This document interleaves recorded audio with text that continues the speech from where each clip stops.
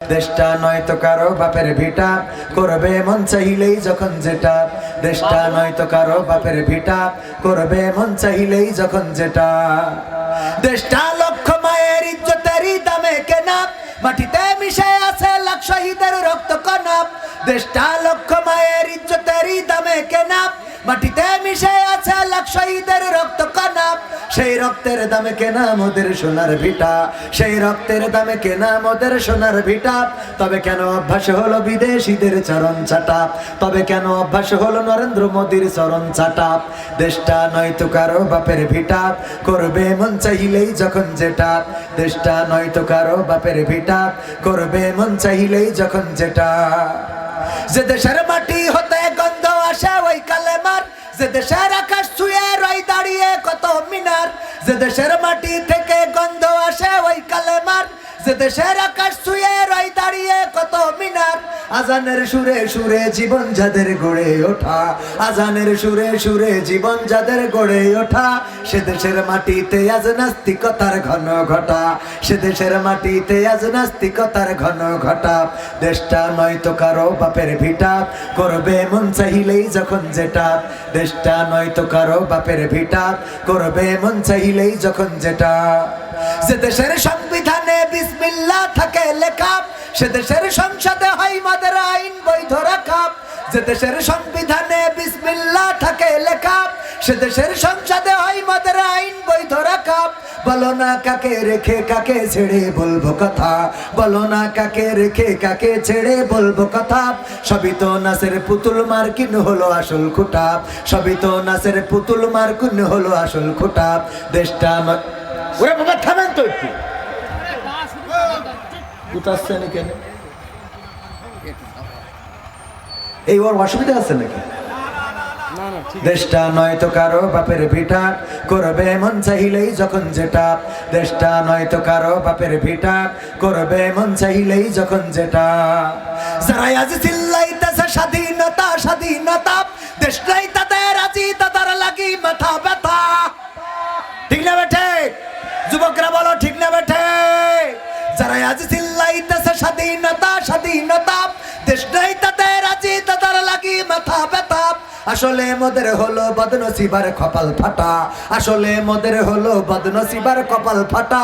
তাই দিই বারে বারে তাদের হাতেই ক্ষমতাটা, তাই দিই বারে বারে তাদের হাতেই ক্ষমতাটা।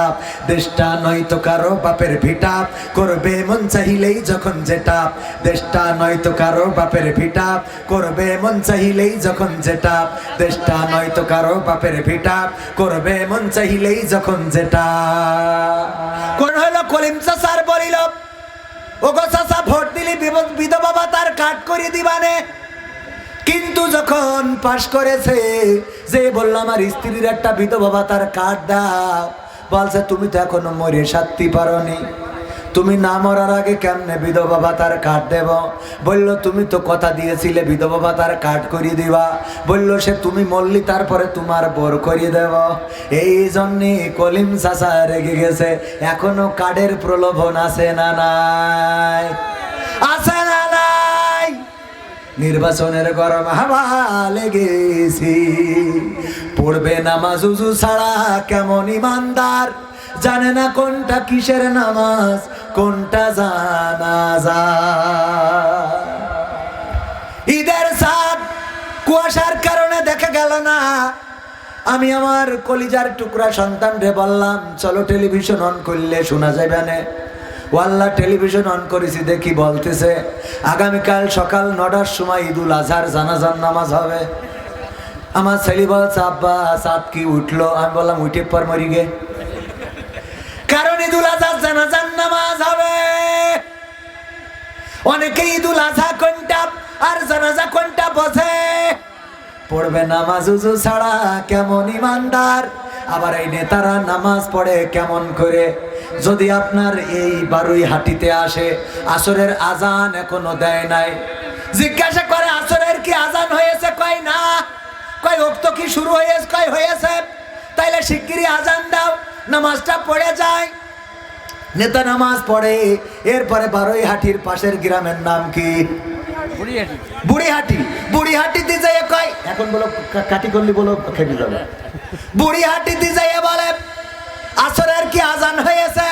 কয় জামাত হয়ে গেছে। বলছে তাহলে এসো নামাজ পড়ি। পিএস বলতেছে আপনি না বারোইহাটি থেকে পড়িয়ে আসলেন? কয় নামাজ যত পড়বা তত সোয়াব। কয় আপনি সেই সকালবেলা উজু করেছেন, আর তো উজু করেননি। তো কয় তোগের মতো কি আমার উজু হালকা পাতলা নাকি যে পেটে দিলি ভেঙে যাবে? এক উজু এখনো চলছে। এরকম নেতা আছে না নাই? এইবার ওখানে যেই আবার নামাজ, মানে বারোইহাটিতে যেয়ে বুড়িহাটিতে যেয়ে আবার আসরের নামাজ পাশ করার পরে নেতা এসেছে বারোইহাটিতে, আজান দিয়েছে হাইয়া আলাস সালাহ, এসো নামাজের দিকে। বলতেছে ও নেতা চলেন নামাজটা পড়ে নি।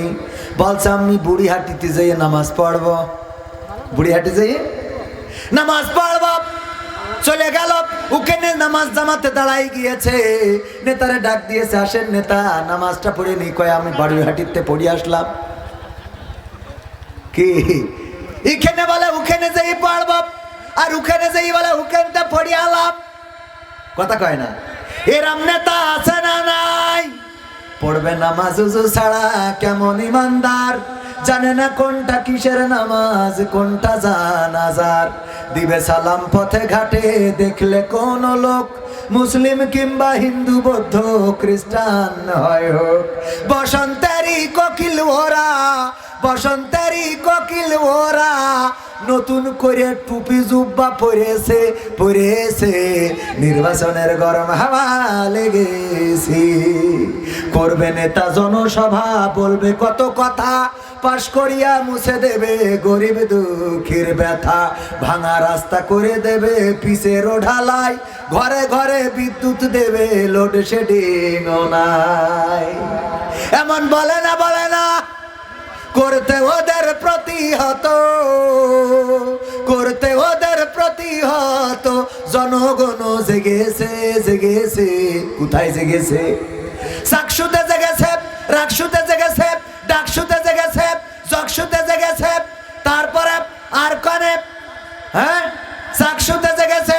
এই জাতীয় জায়গাগুলোতে জেগে গেছে এ রে। করতে ওদের প্রতিহত, জনগণ জেগেছে জেগেছে, নির্বাচনের গরম হাওয়া লেগেছে। নরেন্দ্র মোদি একটু নরেন্দ্র মোদি রাশিয়ার কাছ থেকে তেল কিনছিল, এই কারণে 500% কর আরোপ করে দিয়েছে। তার মানে ডোনাল্ড ট্রাম্প, আমরা যাদের বিশ্ব মডল বলি, তারাও এই জমিনের বুকে অশান্তি সৃষ্টি করছে। বলেন ঠিক কিনা? এই অশান্তি সেই দিন দূর হবে যেই দিন আল্লাহর কোরআন দিয়ে জমিন চলবে, সেই দিন ওই অশান্তি দূর হয়ে যাবে। যতদিন আল্লাহর কোরআনের আইন চলবে না ততদিন বিশ্বের জমিনে শান্তি আসবে না। ডোনাল্ড ট্রাম্প শান্তি দিতে পারবে না, বাইডেন পারবে না, ক্লিনটন পারবে না, মাইকেল জর্জ ডব্লিউ বুশ পারবে না, এইচ.ডব্লিউ. বুশ পারবে না। এমনকি বাংলাদেশের জমিনেও কত লোক আসলো আর গেল, বঙ্গবন্ধু থেকে শুরু করে ডক্টর ইউনূস পর্যন্ত। এর মাঝখানে আরো কতজন এসেছে গিয়েছে, একজনও শান্তি দিতে পারে নাই। ততদিন শান্তি আসবে না যতদিন এই জমিনে আল্লাহর কোরআনের আইন দিয়ে বিচার ফায়সালা না করা হবে। ততদিন এই জমিনের পরে শান্তির সুবাতাস বহন হবে।